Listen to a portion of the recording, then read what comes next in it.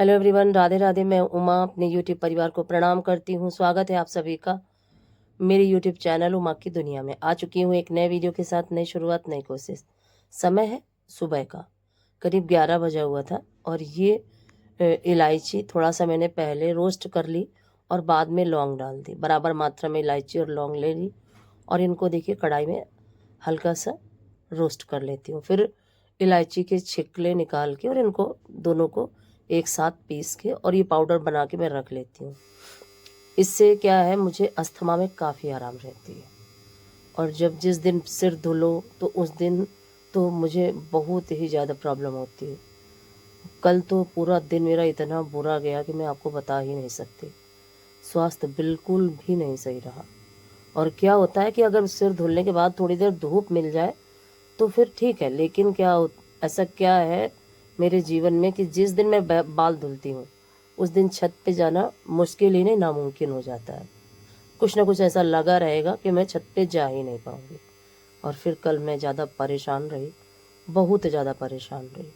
परसों और कल दोनों ही दिन, परसों भी नहाने के लिए लेट हो गया था।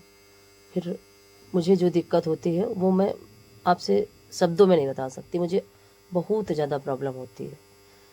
फिर चकत्ते चकत्ते पूरे शरीर में निकल आते हैं, बहुत ज़्यादा दिक्कत होती है। लेकिन क्या है, अब सारी चीज़ें कंट्रोल में हैं। मुझे ये पता है कि किस चीज़ से मुझे दिक्कत होती है। लेकिन इस सर्दियों के इतने छोटे छोटे दिन हैं कि ना चाहते हुए भी लेट हो ही जाता है। और सुबह क्या, अगर बच्चों को टिफ़िन ना बनाना हो तो फिर कोई दिक्कत ना हो। सुबह जल्दी से उठना भी मेरे लिए दुखदाई है, क्योंकि मैं जल्दी से उठ भी नहीं सकती हूँ कि 3, साढ़े 3, 4 बजे उठ जाऊँ। और जब 5 बजे उठती हूँ तो फिर सारा काम मैनेज नहीं हो पाता है।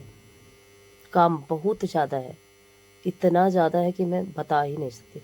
और सभी ये सोचते हैं कि मेरे यहाँ काम ही नहीं है। ऐसा कुछ भी नहीं, मेरे यहाँ इतना ज़्यादा काम है। काम सभी के पास है, लेकिन सबके यहाँ काम का अलग अलग तरीका है। सभी अपने अपने काम अलग अलग तरीके से करते हैं। लेकिन हमारे यहाँ बहुत ज़्यादा काम बढ़ा हुआ है। और आप ये भी मान सकते हो कि किसी किसी का जीवन होता ही कठिन है। तो आप यही समझिए कि मेरा जीवन काफ़ी कठिन है और इस कठिन रास्ते को बहुत आसान बनाना काफ़ी मुश्किल है। लेकिन मैं लगी हूँ और इसको एक दिन मैं आसान बना के ही रहूँगी। और फिर ये देखिए, फिर मैंने कोई भी वीडियो दोपहर में नहीं बनाया और भजन बनाए थे।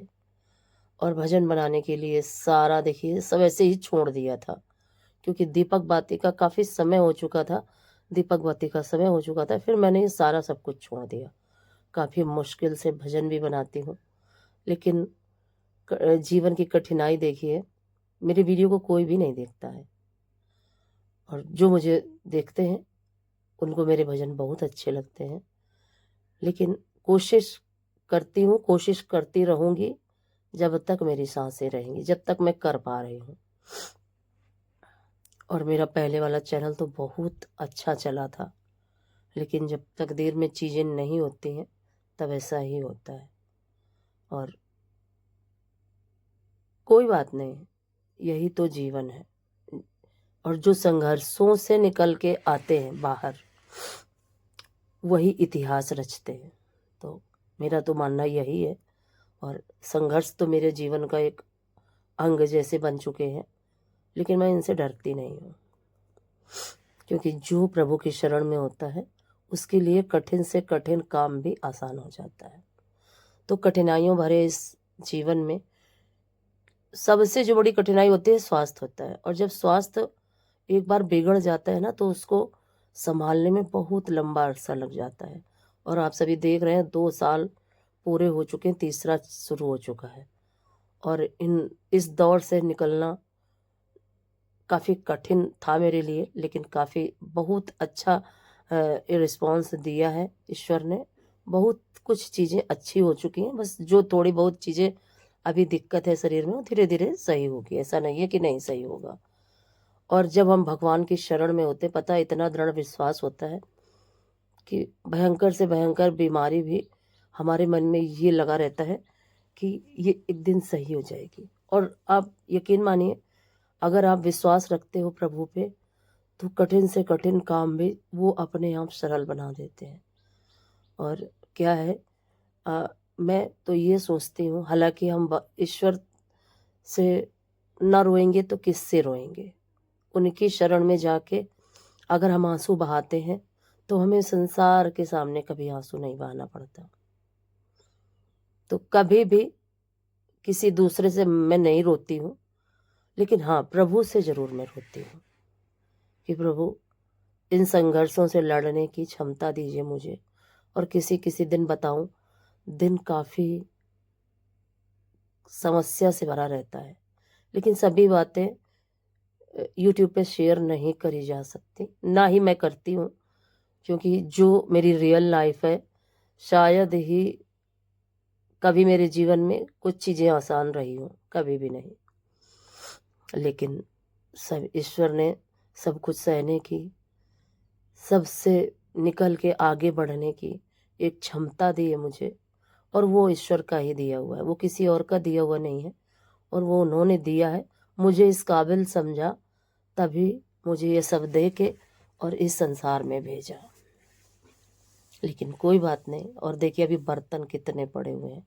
ये होता है जिस दिन मैं बीमार हो जाती हूँ और अगर कोई दिक्कत होती है, उस दिन कल मुझे भजन भी बनाना था। आप ये देखिए मेरी समस्या, और भजन ना बनाती तो मैं डालती क्या ये। लेकिन मन में बार बार यही आता है, आज नहीं तो कल, एक ना एक दिन मेरे दोनों ही चैनल बहुत अच्छे चलेंगे, मुझे विश्वास है।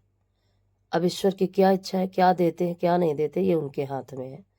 लेकिन मैं अपने प्रयास करती रहूँगी। और फिर ये देखिए, और इतनी सर्दी कल मुझे लगी, परसों से कल तक का रूटीन बहुत ही बिगड़ चुका था। फिर जबकि मैं कान भी अपने ढक के रखती हूँ, कोशिश करती हूँ कि गला भी ढक के रखूँ, और सिर्फ पैरों से और हाथों से ज़रूर सर्दी जाती है। और फिर ये आज सुबह का वीडियो है, क्योंकि कल ज़्यादा मैं बना भी नहीं पाई। तो ये देखिए कितना बर्तन एक राउंड में होता है हमारे यहाँ, और थोड़े थोड़े तो कितने बार धो लो। फिर ये मेथी आई थी बाज़ार से, मेथी, पालक, धनिया, ये सभी क्या करती हूँ, तुरंत ही मैं साफ़ करके कट करके रख लेती हूँ।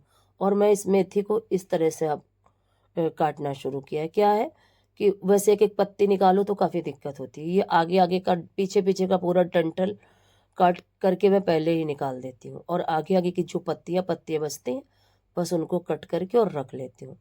इससे क्या होता है कि अकेले में बहुत सारे काम आसान हो जाते हैं। जब हम अकेले होते हैं और हमें बहुत सारे काम करने होते हैं, तो हम अपने कामों को इसी तरीके से करके छोड़ते हैं कि हम बस, अगर हम खाना बनाने जाएं तो बस, और क्या करती हूँ कि जैसे मेथी मैंने कट करके रख ली तो धुल के पहले मेथी को छौंक देती हूँ। तो जितनी देर में थोड़ा थोड़ा सा पत्तियाँ वैसे पकती हैं, उतनी देर में मैं आलू छील के और कट करके डाल देती हूँ। तो इस तरह से अकेले में मैं काम करती हूँ अपने।